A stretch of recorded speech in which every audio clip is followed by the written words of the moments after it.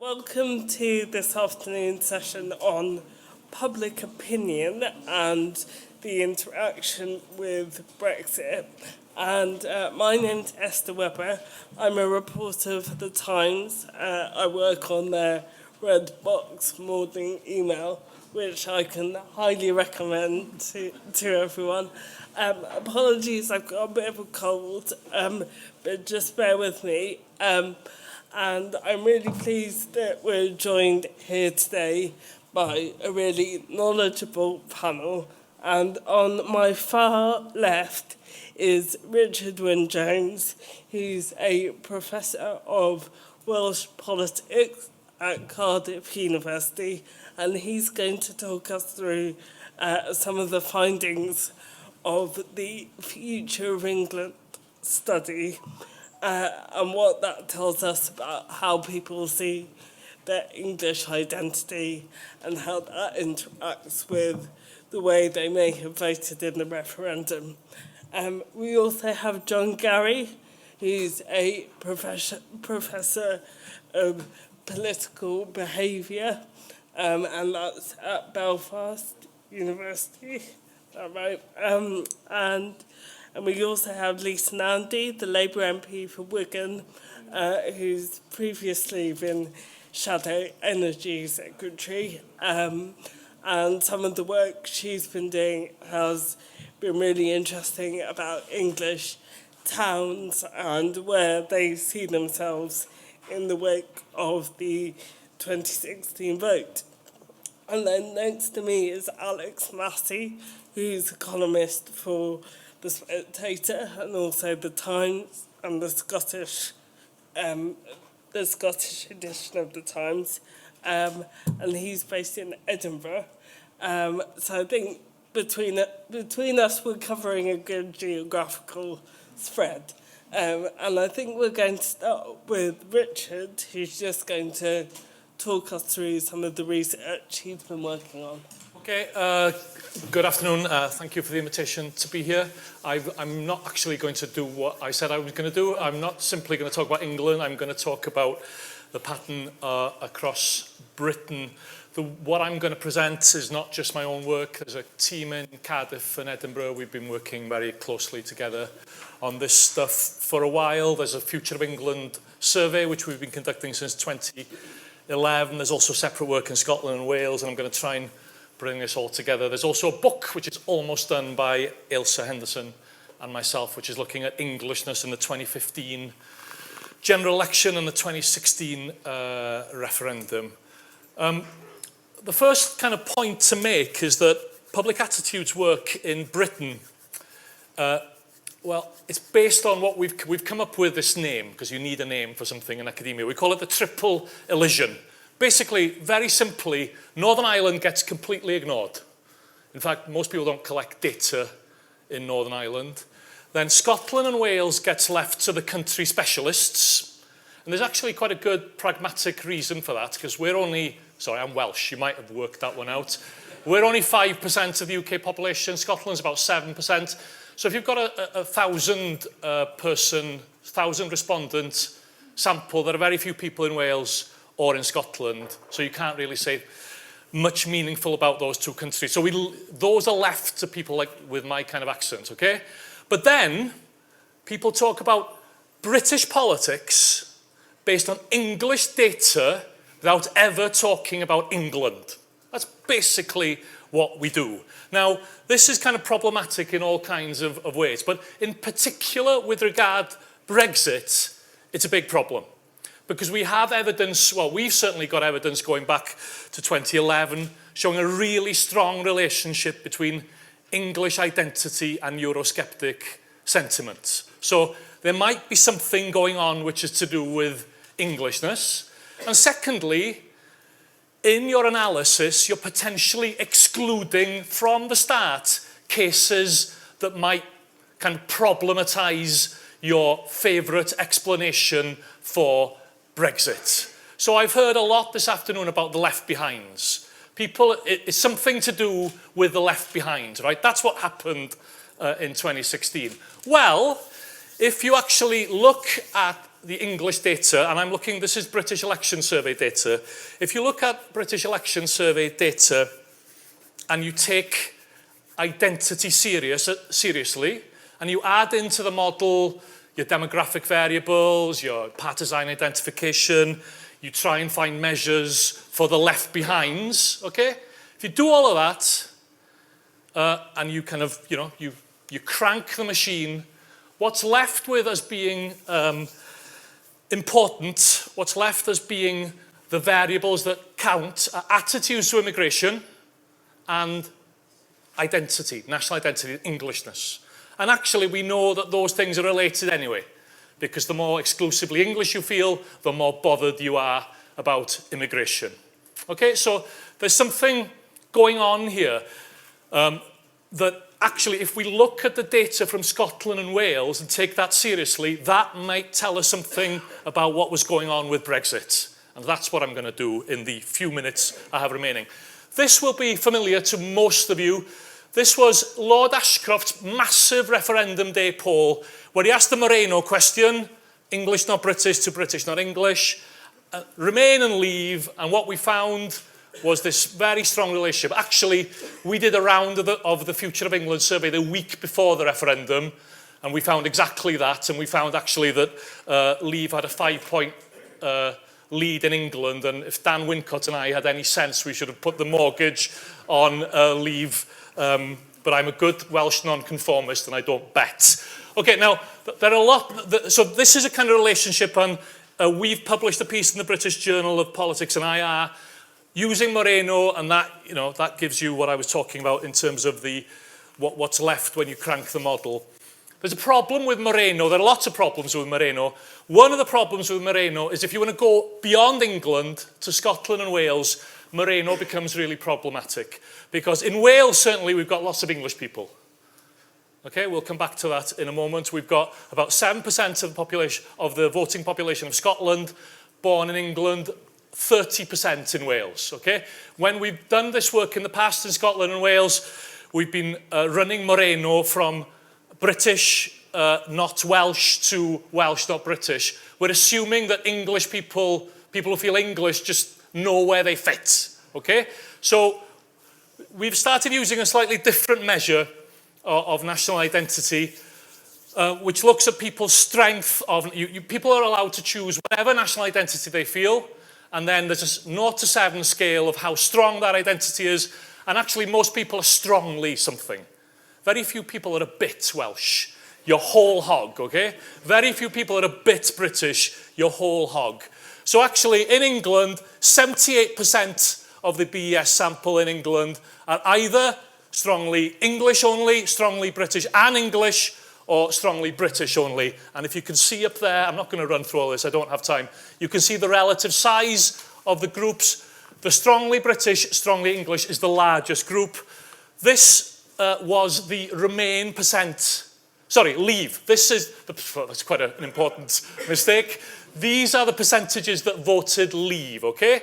So what we see at the two polls, British, strongly British only, 39% Leave, strongly English only, 74% Leave. But the interesting thing is this. This is the interesting thing.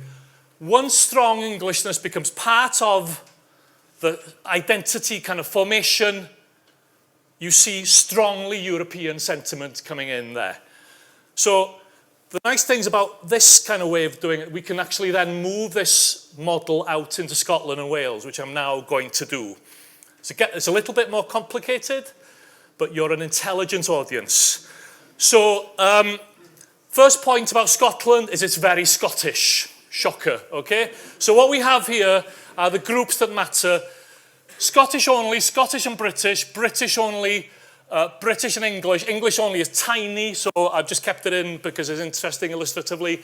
There are very few people who are strongly English and strongly Scottish, and there are a few weird souls who are strongly English, strongly Scottish, and strongly British, but not enough for me to have to bother with, thankfully, okay?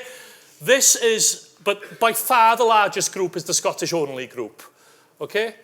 This is the percentage Leave vote in 2016 in all of those groups.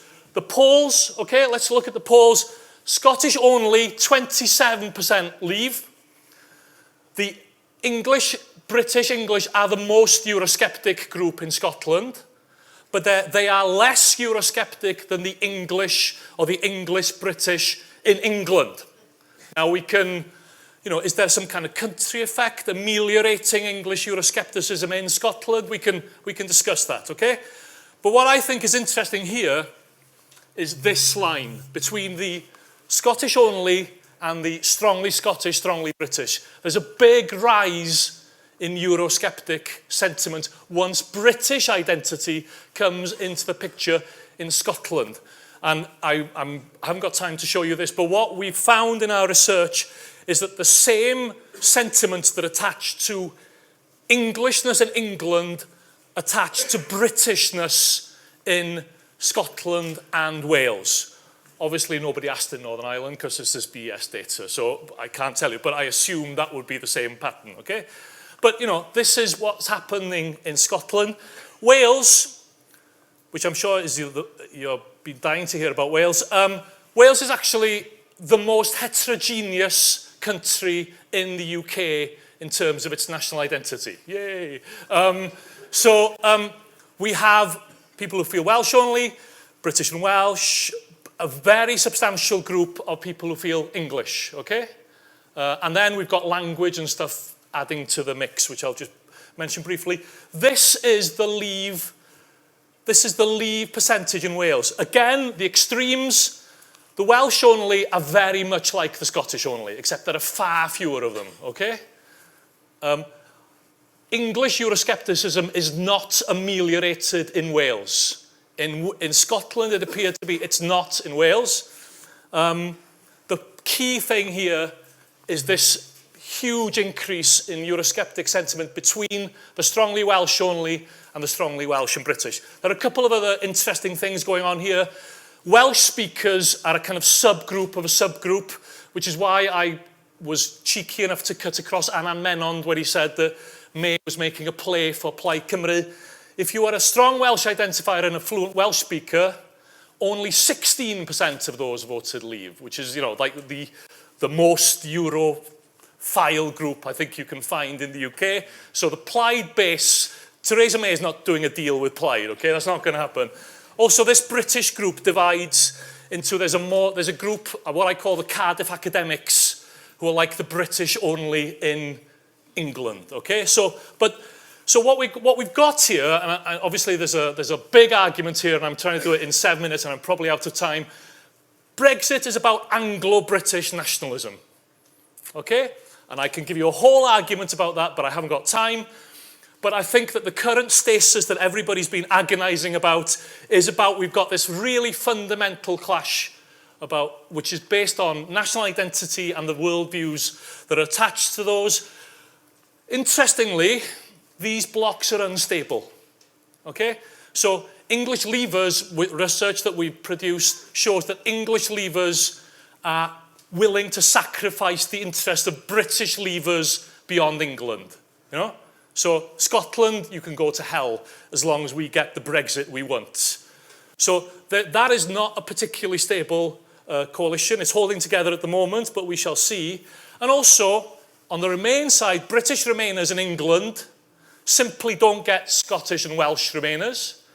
Neither have they anything, as far as I can see, to say to the English within England. Okay, so there's a real kind of problem here. So maybe I'm just re-describing the problem, but I think this is a more correct description than the one that we usually hear, because it's only by taking the vote across Britain, and it'd be even better if we could do Northern Ireland, but the data isn't there. It's only there that you get a view which leads us away from the kind of left behind cliche to territory which I think is more realistic. Okay, thank you. Well, thanks very much for the invitation. What I'm going to talk about is a potential referendum in Northern Ireland on the constitutional future of Northern Ireland. And I want to do so in the context of making a suggestion that we can learn lessons from the Brexit referendum in the UK. And the suggestion is that the lesson that we can learn from the UK's Brexit referendum is that we should have a citizens' assembly before any referendum in Northern Ireland on the constitutional question. The very first lesson from Brexit is perhaps self-evident, but I hope you forgive me for saying it, is when you have a referendum, it's probably a good idea to have a really clear notion of what the alternative to the status quo is. And what we've seen since 2016 is a great big row about what on earth the meaning is of the alternative to the status quo. People voted to leave, and we've been wondering ever since what on earth the word leave means. If Northern Ireland were to have a referendum anytime soon on its constitutional, post-Brexit constitutional future, the alternative to the status quo is apparently simple. It would be to reunify with the rest of Ireland, or it would be a united Ireland. That seems fairly straightforward, in the same way that leave seemed fairly straightforward at the time. If a referendum were held and a pro-United Ireland result was to emerge, this could, analogous to the Brexit phenomenon, spark years of acrimonious debate about what on earth the result means. What on earth is a united Ireland? And this is quite analogous to the Brexit referendum and its aftermath, because you can have a soft NI exit from the UK, or you can have a hard NI exit from the UK. A hard NI exit from the UK would be a united Ireland that's really rather different from the Ireland that currently exists and the Northern Ireland that currently exists. It would be a unitary state in which Northern Ireland would cease to exist and essentially be absorbed into an all-island homogenous political system. There'd be one parliament. The entire island of Ireland would be ruled from Dublin. Another possible version is a soft NI exit from the UK. And that would be a united Ireland, but one that isn't massively different from what we see today and what we have today. And under this notion of a united Ireland, you would have a continuation of Northern Ireland, albeit as a devolved region within a united Ireland, with a continuation of its devolved powers, power-sharing government and remit that it currently has today, with its own parliament. Now, I think it is worth reflecting on the possible controversy that could exist after a referendum on a united Ireland, if a united Ireland were to be a result. There could be a massive argument about what the result means, just like is happening in the UK. When the people voted, did they vote for a soft united Ireland or a hard united Ireland? You can just hear it now. So my suggestion, my plea, to be honest, is to say, let's try not to do that. And irrespective of whether you think having a referendum in Northern Ireland on its constitutional future is a good thing or a bad thing, and irrespective of whether you think the notion of a united Ireland is possibly a good thing or a bad thing, I think many people would probably agree that it would be a good idea to have a very good procedural smoothness in any referendum on a united Ireland. And what I mean by that is that everybody should be quite clear about what on earth it means before the referendum happens. My suggestion, in order to facilitate a clarity of meaning about any alternative to the status quo in an Ireland referendum, is to engage citizens before the referendum starts in systematically trying to figure out what it is exactly they should put on the ballot paper by holding a citizens' assembly. So a Northern Ireland Citizens' Assembly could be given the job of identifying precisely what the alternative to the status quo is prior to a referendum occurring, so everyone knows what's going on. In a citizens' assembly, you have a bunch of people, a bunch of ordinary citizens who are randomly selected, about 100 or so, but it could be more.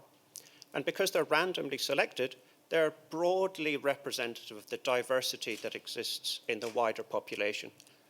Male, female, nationalist, unionist, young, old, all the rest of it. They would be brought together to consider, I suggest, which particular model of a united Ireland should be on the ballot paper. They would come together and listen to expert presentations on the background to having a referendum on a possible united Ireland, and the possible arguments in favour and against each particular model or each particular potential iteration of a united Ireland. The citizens would then discuss the relative merits of each option and make a recommendation with respect to precisely which option is the one that should be voted on. In terms of the experience of citizens' assemblies, there's quite a reasonable amount of international experience, and they have been designed and used in several states on sensitive issues. In Canada, on the not very sensitive issue of voting systems, but in Ireland, in the Constitutional Convention 2012-2014, in which you had a citizens' assembly which deliberated or considered a range of issues, most notably same-sex marriage. They advocated a referendum which was then passed. I gave evidence to that particular convention. After that, you had the Citizens' Assembly 2016-2018, which considered a range of issues, most notably the Eighth Amendment or the potential provision of abortion services in Ireland. I was on the expert advisory group for all of the 5 issues there. Also, there have been non-state sponsored citizens' assemblies set up by academics that don't have political power, but they're good illustrations of how deliberation can occur. And as part of the project I lead for UK in a Changing Europe, last spring we held a pilot one-day citizens' assembly in Northern Ireland to bring people together from all across Northern Ireland to discuss the possible implications of Brexit for Northern Ireland. And the point of this was kind of to road test or pilot test the notion of having a citizens' assembly in a deeply divided place on a highly divisive issue. And broadly speaking, it worked. Nobody hit each other, and it all went reasonably well, and we generated data at the end of it. We will be having another one on March, the symbolic date possibly, of March the 30th this year, in which we'll replicate a citizens' assembly in Northern Ireland, but we'll do so precisely in order to invite citizens to consider which particular version of a united Ireland should be on the ballot paper if and when there is a referendum on a united Ireland. This is meant to be a way of showcasing a way of systematically and transparently involving citizens in the considered preparation of a referendum choice, and basically a democratic mechanism that's put into effect before the referendum in order to avoid mass confusion and potential acrimony after the referendum with respect to interpreting what on earth happened. Am I out of time nearly? Just a couple more minutes. 2 more minutes, okay. One brief complication in the case of a united Ireland is that you have to have a referendum not only in Northern Ireland but in the Republic of Ireland as well, which makes Brexit look like a walk in the park. So, because you have to have the same interpretation of the alternative to the status quo in 2 states, not just one, which is a little bit tricky. Very briefly on the possibility that the recommendations of a citizens' assembly would be accepted or not accepted, both by citizens broadly and by elected politicians. In previous work in Northern Ireland, we've analysed this question, and 65% of the population of Northern Ireland would regard it as acceptable for a citizens' assembly to make a binding decision, not just a recommendation. Only 17% of elected politicians would accept a binding decision by a citizens' assembly. However, elected politicians would be much less unhappy if it was just a recommendation, 61%. A very quick thought on a UK-wide citizens' assembly, because it's been mentioned by a number of actors as a possible way to navigate the UK out of its current interpretative challenge, if I can put it that way. And I would just note a couple of challenges to using a citizens' assembly. There's lots of things that have to be done, which means it's hard to do it in an extremely short space of time, but it might be a medium length of time. It has to be established legally. You've got to figure out who the chair is. You've got to set up an expert advisory group. You've got to very, very clearly specify what the question is exactly that you want the Citizens' Assembly to answer. The worst thing in the world is setting up a citizens' assembly unless you know precisely what it is they want to answer. You've got to get a very high quality market research company to do recruitment, because the citizens have to be randomly selected, and you've got to get experts, you've got to specify the ballot. But it's doable, I'm a fan, but it's challenging. I'll leave it there. Thanks very much.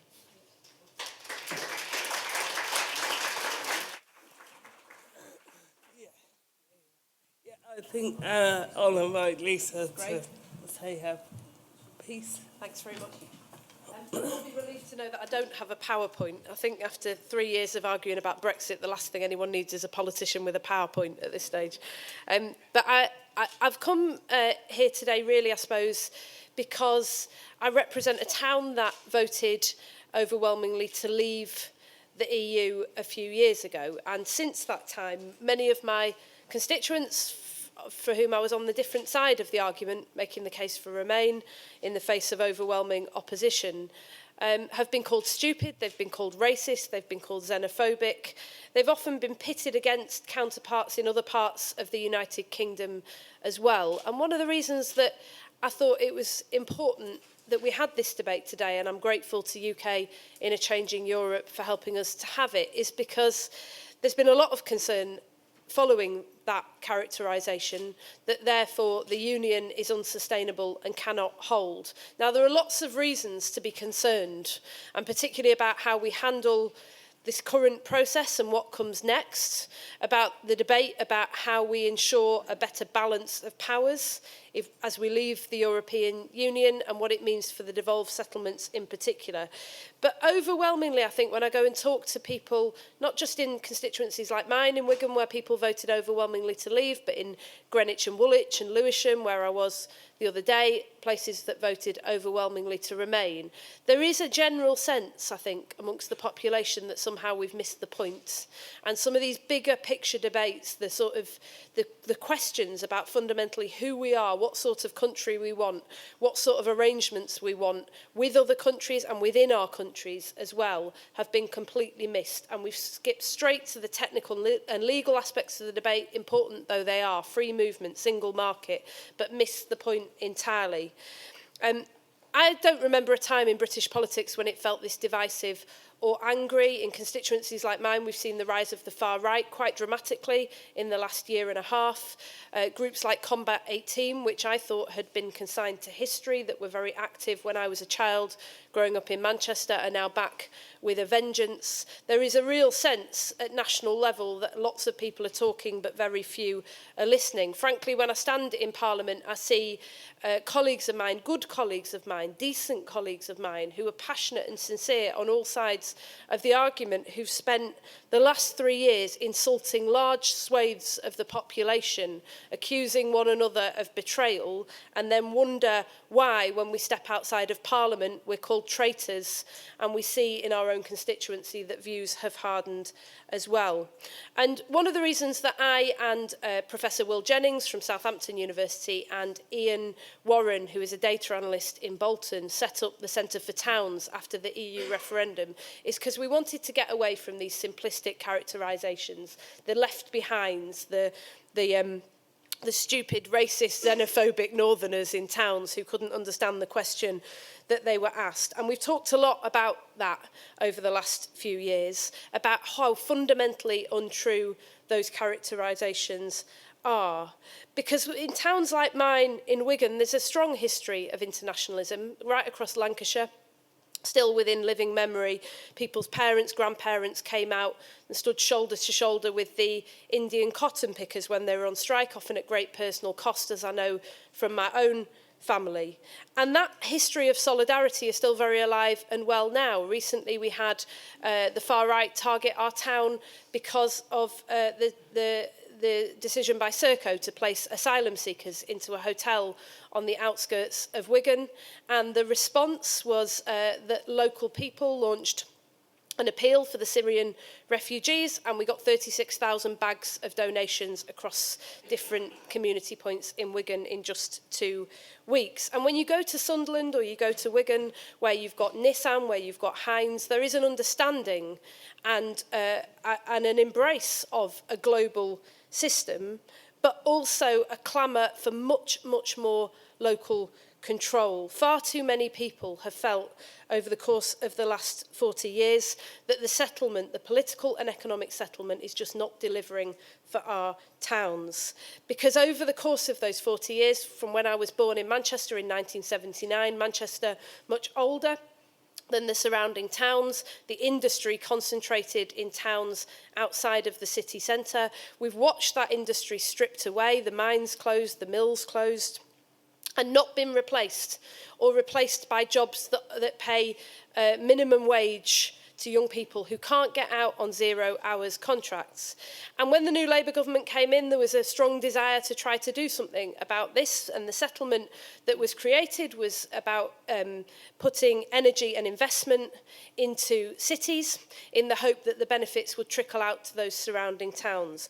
But largely they didn't. It came alongside an expansion of higher education, absolutely phenomenal for towns like mine. Many young people grasped those opportunities for the first time in their family history and left to go to university, to get work opportunities or to study. But when they look back, increasingly they found there was nothing to return to. And as a consequence, as Ian's shown at the Centre for Towns, our towns have aged significantly, our cities have grown much, much younger. It's that, I think, that accounts for some of the culture wars that Richard was talking about earlier, those very big differences in how you see yourself and your place in the world because of the changes in demographics that we've seen over that time. But it's also cost us lots of other things as well. It's cost us our working age population in most towns across the country, and this isn't just a northern phenomenon, we've seen it in towns across Britain, and it's cost us our spending power. So almost all these problems that an MP like me is grappling with on a daily basis, whether it's the crisis of loneliness,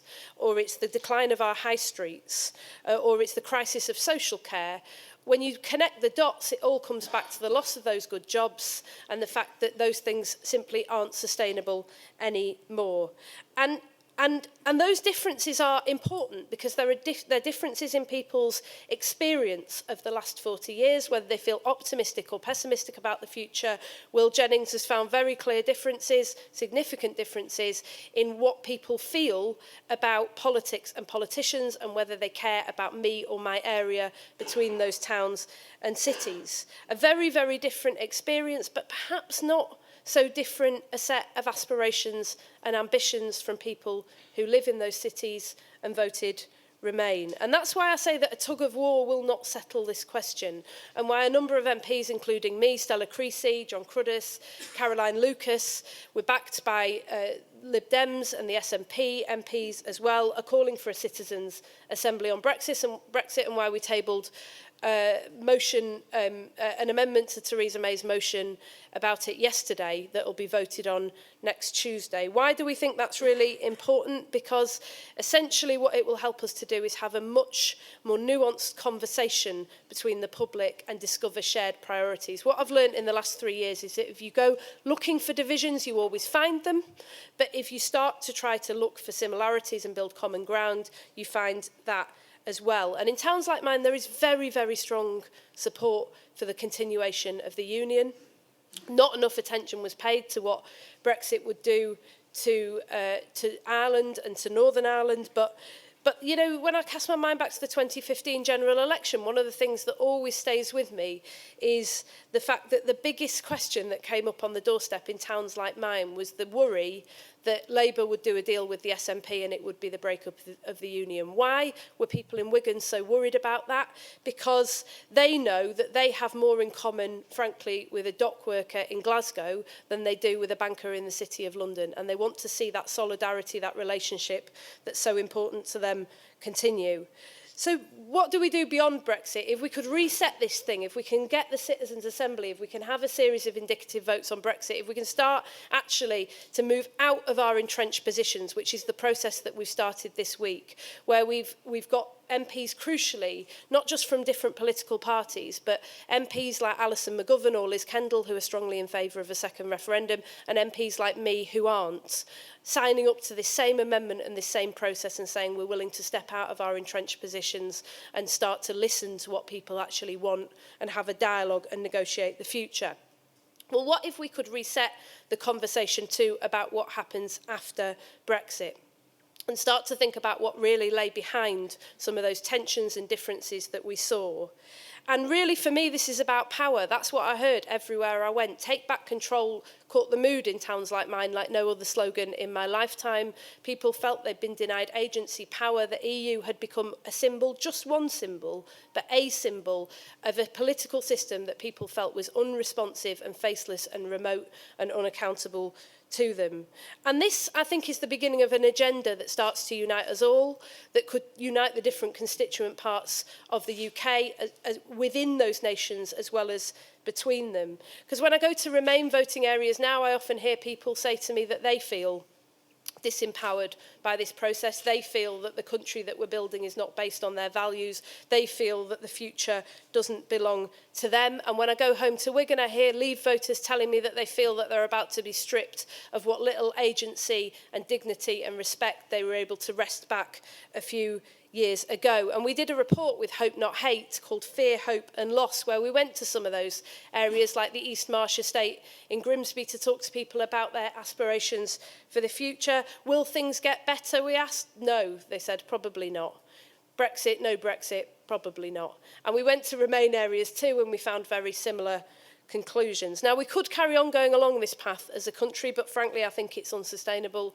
Or we could understand that what happened 3 years ago was an absolute rejection of the status quo, a breaking apart of those systems, and we could start to do things very differently indeed. Over in the House of Lords, there are a group of peers led by Lord Lisvane who have presented an Act of Union bill that is being supported by peers and MPs from all parties, including people like Peter Hain, Min Campbell and Gisela Stewart as well. So people from very, very different perspectives on Brexit, but seeking to address what happens after Brexit. It takes us away from these simplistic debates in Parliament about the future of the Union and allows us to start recognising that there's a resentment within Wales and Scotland, within Yorkshire, within Cornwall about the current constitutional arrangements that we have. That the fierce local identities have to be reflected in the governance arrangements that we have or they don't work. We did a piece of work a year ago where we looked at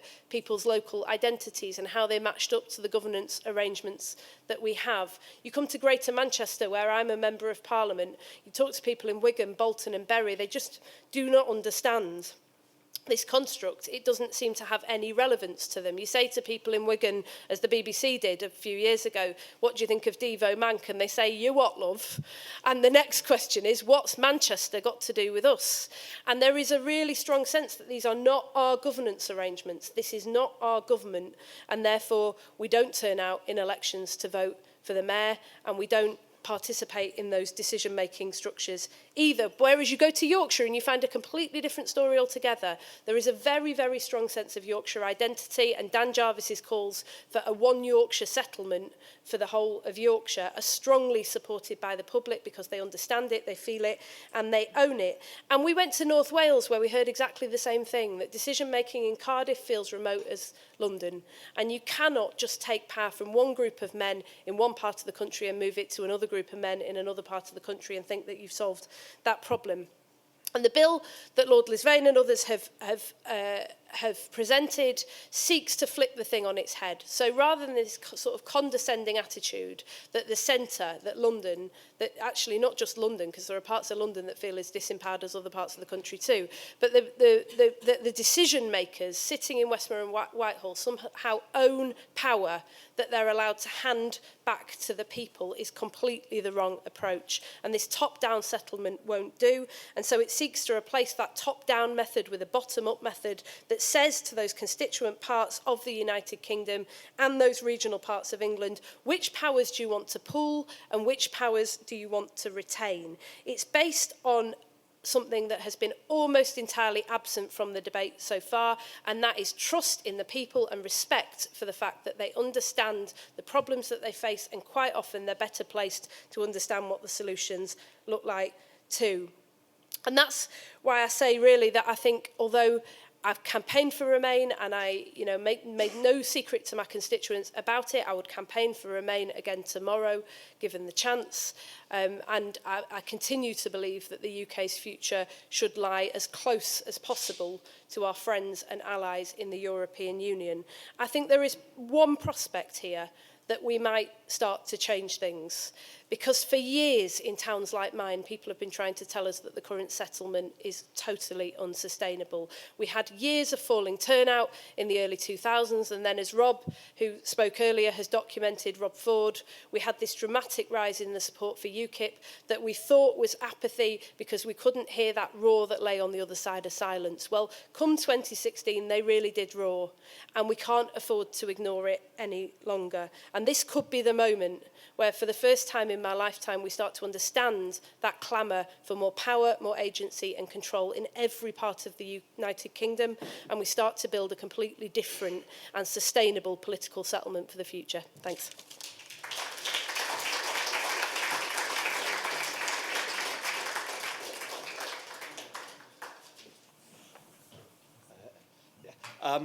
Well, thank you very much for making it to the end of the day, because I know it's been a long day for many of you and so on. And thank you also for being interested in the panel that might be best described as the one about the other bits. Because most of what I've heard today and so on, when we've had people talking about this country, has not been about this country at all, or rather has only been about one part of this country, namely England, which is not the same as this country in a broader sense. I am, of course, however, aware of the fact we've had a brace of political scientists and an MP. I'm a mere humble commentator, so there's a sense in which we'll be going in descending order of expertise.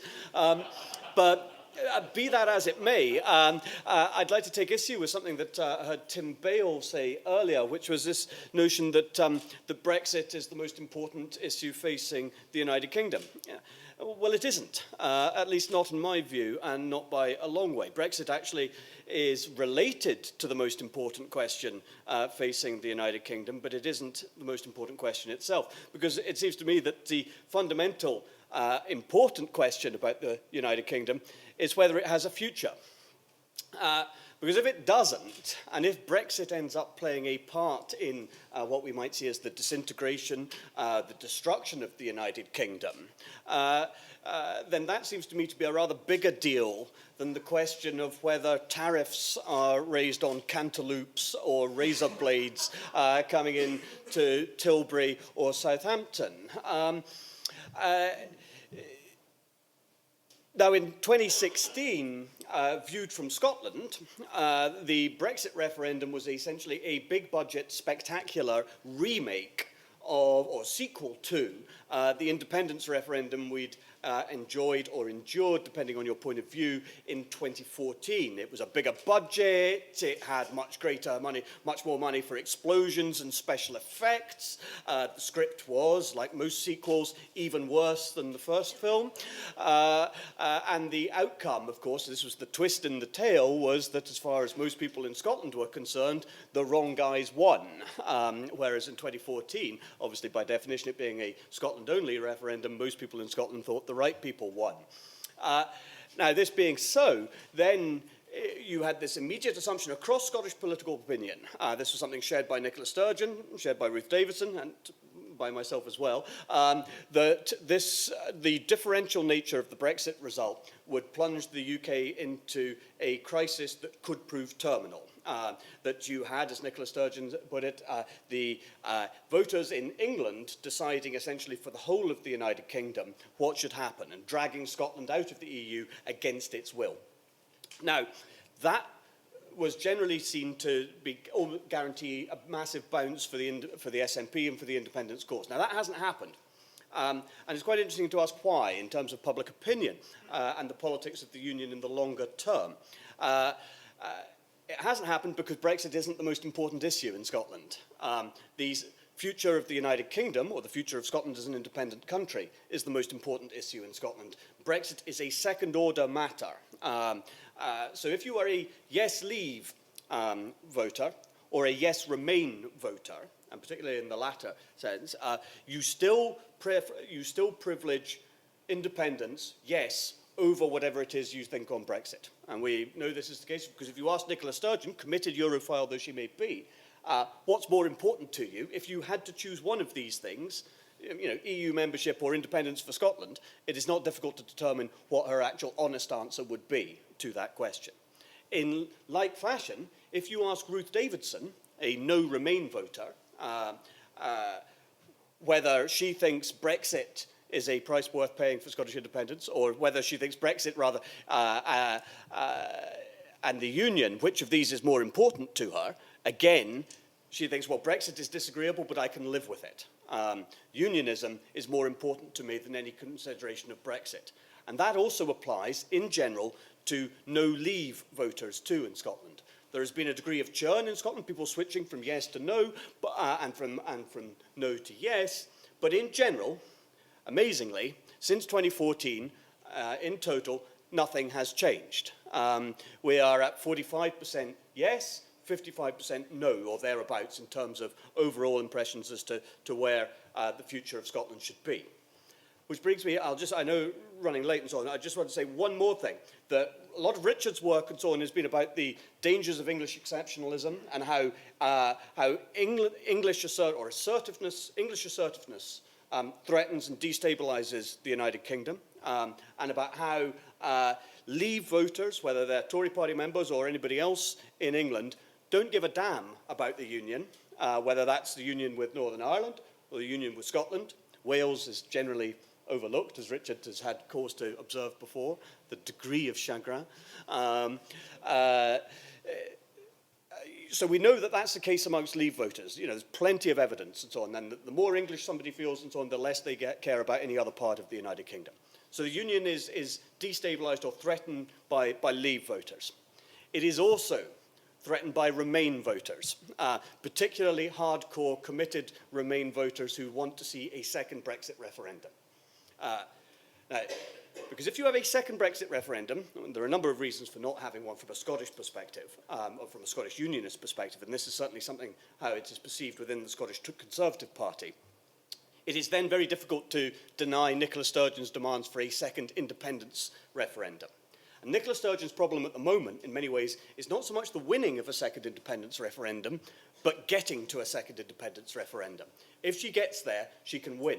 Ruth Davidson's view is very much of the fact that the only way to win is not to play the game. It's like that 80s classic war games and so on, where everything gets blown up and so on. You can only, because mad computers take over the world and so on. But it was maybe more timely than we think. So there's a reason Nicola Sturgeon has become converted to the cause of a people's vote, because she sees it as an each-way bet, where she wins whatever the outcome is.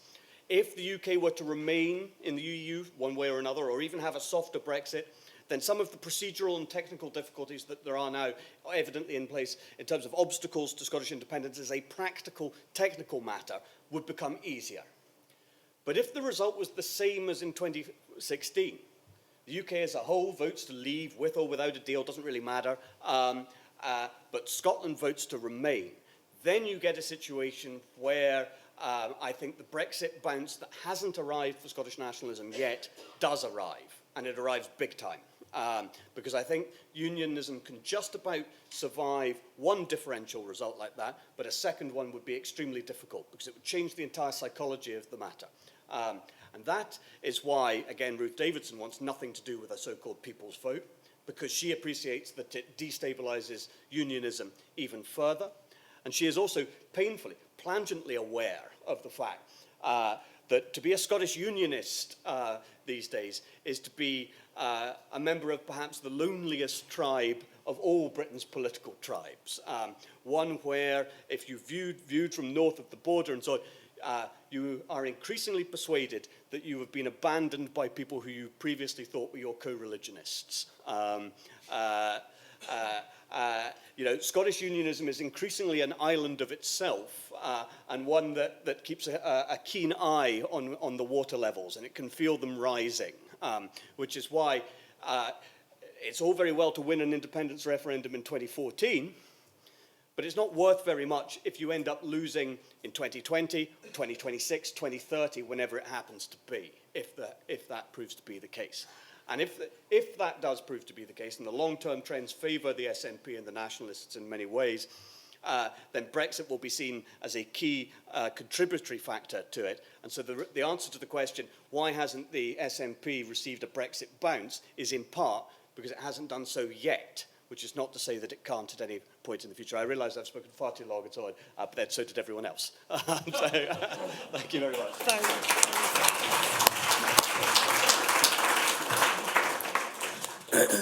Sorry, I feel like I was making furious eyes at everyone during that. But we are running a bit over. However, if everyone's happy to continue for about 10 to 15 minutes, then we should be able to get a few questions. And as long as they're questions, not statements, and also it'd be good to have some women as well as men.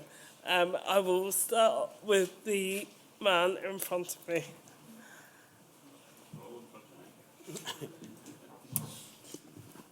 Thank you. Question for John Garry on Northern Ireland. As you know, there was a fairly substantial vote in favour of staying in the European Union, and yet the DUP, of course, are consistently against. I just wondered whether you could comment on the long-term implications, given the high profile that the DUP currently enjoy. The long-term implications for the DUP of the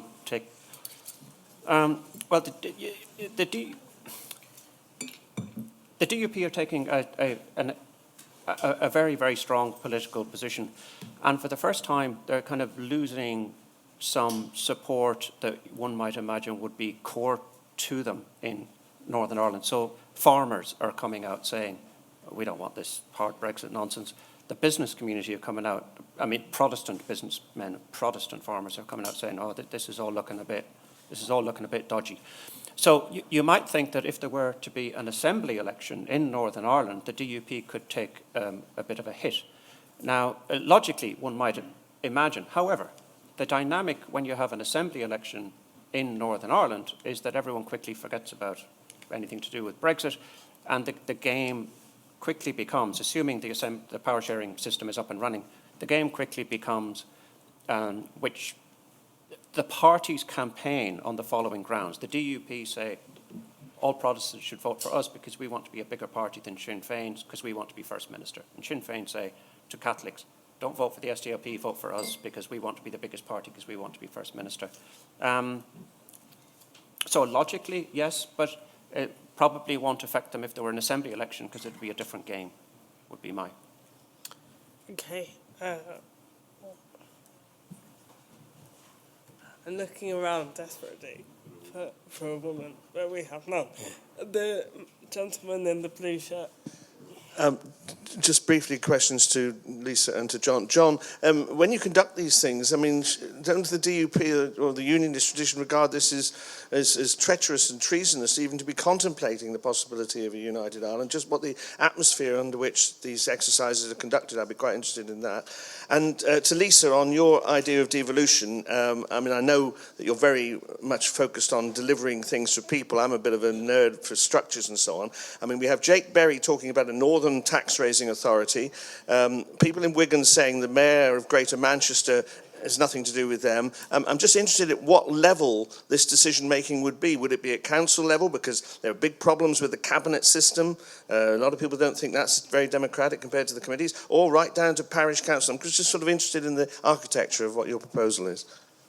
Thanks very much. Great Britain and Northern Ireland are really quite similar at the minute because they're both deeply divided societies. And if you had citizens' assemblies on a highly sensitive issue in a deeply divided place, on a hot topic salient issue, you might imagine that it could be a bit of a disaster because citizens would come in and it descend into a bit of a punch-up. The opposite happens. Citizens in citizens' assemblies typically behave in a way that's similar to how members of legal juries behave. They are quite clear ground rules, and the priority is to engage in deliberation, which is a fancy word for a courteous interchange between people in which you politely take on board their view and respond in turn, and distance yourself from any acrimonious nature in any exchange.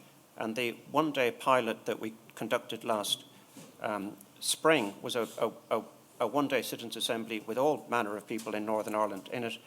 And the worst thing that happened was and this was talking about Brexit, United Ireland stuff, so you might imagine it all kick off. The worst thing that happened was that one person was making a point in a rather robust manner and did this, and then kind of looked around and kind of apologised a bit. If you keep political parties out of it and you keep the media out of it, you can actually have a conversation. We can't be keeping the media out of things. Appalling idea. I'm 100% on board with the idea of keeping the media out of things.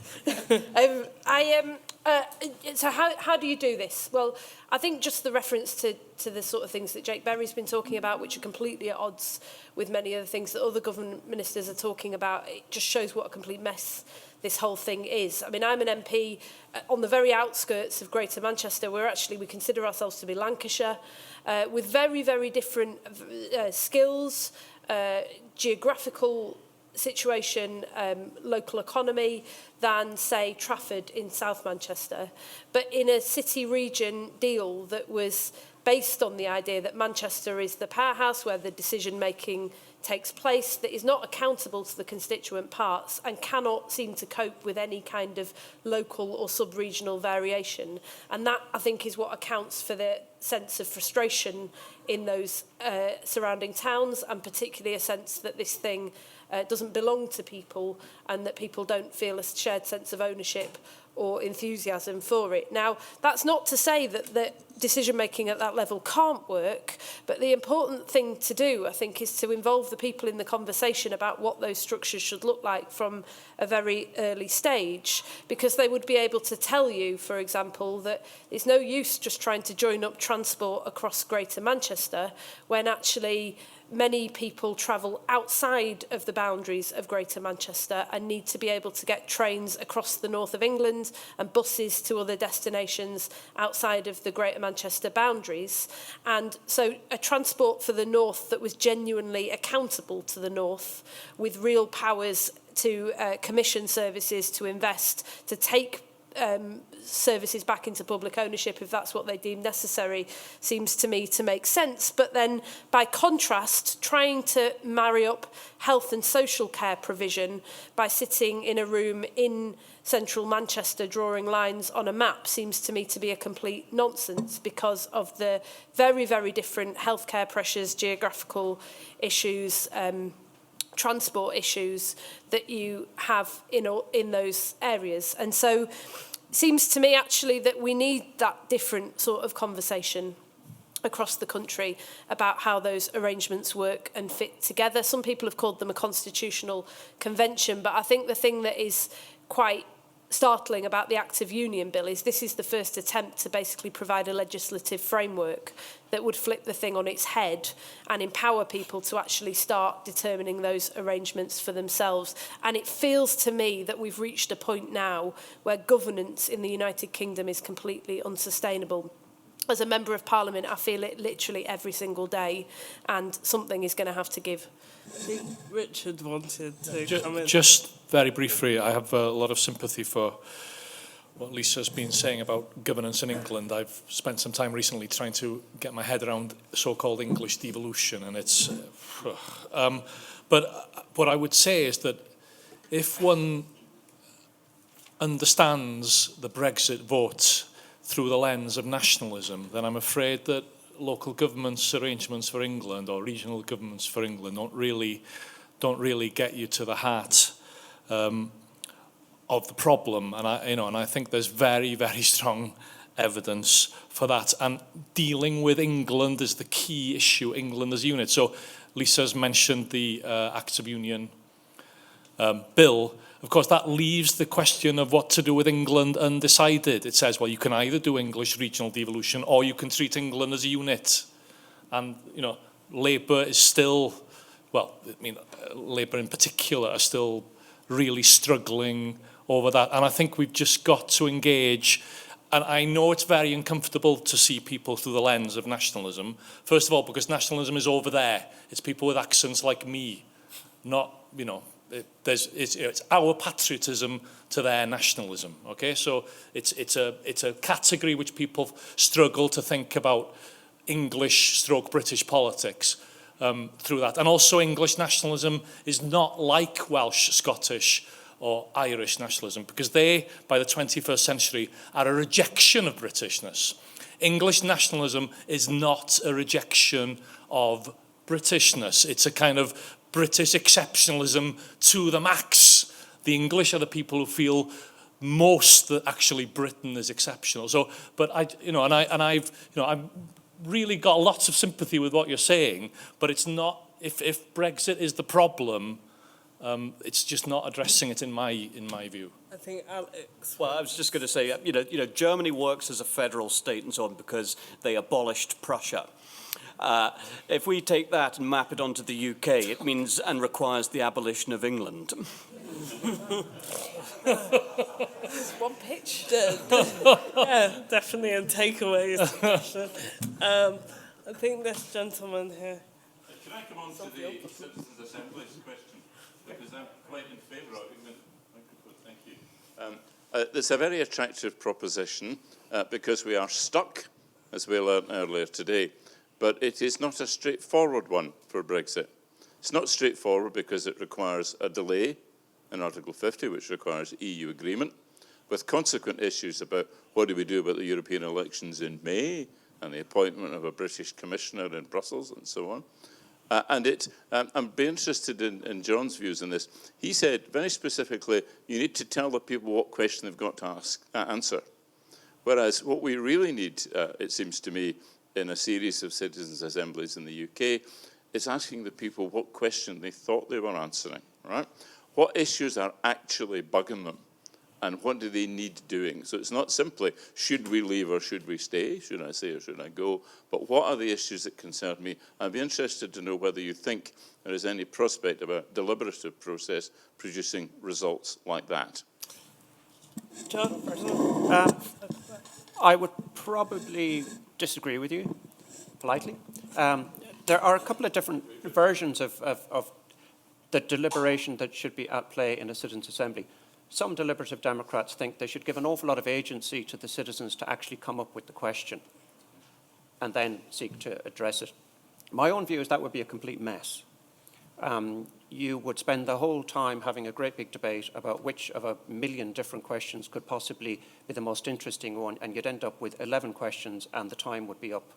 And you'll have recommended nothing, let alone decided anything. So I think my own view, I have a slightly authoritarian take on citizens' assemblies. I think they can, if that's not a contradiction in terms, I think they can be used when a system is broken. And when a system is broken, there's usually a precise issue on which it is broken. Like Northern Ireland is permanently kind of broken. Britain is broken on Brexit. The Republic of Ireland was arguably broken on the abortion issue. Politicians couldn't deal with it. So I think it's up to people who establish the Citizens' Assembly to not dodge the question as to why they're establishing it. Can I just ask, I'm interested on the question of citizens' assemblies and the success, relative success that it's had in Northern Ireland. To me, maybe this is wrong, but those seem like quite defined questions. Do you see any kind of category difference between deciding how to move forward with same-sex marriage, for instance, and Brexit? Will I answer that first? Yeah, well, only just to say that there are different over the last few days, there's been this sort of huge interest in citizens' assemblies, and people have come out with a lot of different suggestions. The closest to, I think, the one that you were talking about was Gordon Brown's proposal to have a year-long series of citizens' assemblies in different parts of the UK to consider different issues. What we're proposing in Parliament is something much more discreet than that, actually. It's a recognition that Parliament is stuck because the public is stuck, and this sort of negotiation and discussion is not happening, and a feeling that trying to present people again with binary choices is going to prove divisive rather than decisive. And so the question that we're seeking to put to the people is essentially, you've got a withdrawal agreement that has been put to Parliament. What of the number of different options, and there are a finite number of different options for where the UK can go now, do you consider to be the best approach, and to discuss and debate those options and then to make recommendations back to Parliament? It would necessitate a delay in Article 50. The amendment provides for the government to go back to the EU and ask for an extension. I don't see many options available to us now unless Parliament somehow has a complete about turn and votes through this withdrawal agreement, or potentially Theresa May has a complete about turn and puts Parliament in control of the process around future negotiations and what comes next. Aside from those two things, which look very unlikely, I think we are in requesting an extension to Article 50 territory for any of the likely options on the table. And at least with this proposal, it provides the hope of some light at the end of the tunnel, because and John will answer this probably better than I can, but from the discussions that we've had with academics who've been involved in the process and participants, not just in Ireland and Northern Ireland, but in Australia, Iceland, all of the many countries where they've used this to break deadlock, that what it does essentially is it gives politicians the confidence and frankly the cover to do what they should have been doing and find a consensus and a way through. I'd just add to that, one could extend Article 50 and tell the EU that you're going to have a referendum, and then say, delegate the task of identifying what should be on the ballot paper to a citizens' assembly. That could give politicians cover, and say, well, hey, you know, there's all kinds of things you can put on the ballot paper, but we've decided what the choices actually mean on the bit of paper. So in the next referendum, we'll know what it actually means. But that'd be one option. Okay, I think I'm being signalled to wrap up, so I will let you all free. Aman, do you want to? Yeah. I just wanted to say thank you to Esther for chairing this panel, to all the panellists, to the office for putting this together at rather a busy time, so it's been a bit of a nightmare for them, I acknowledge that. To all of you for coming. If you've enjoyed it, just go away and tell loads of people to sign up to our newsletter, will you? That'd be really kind. Have a great evening. Thank you.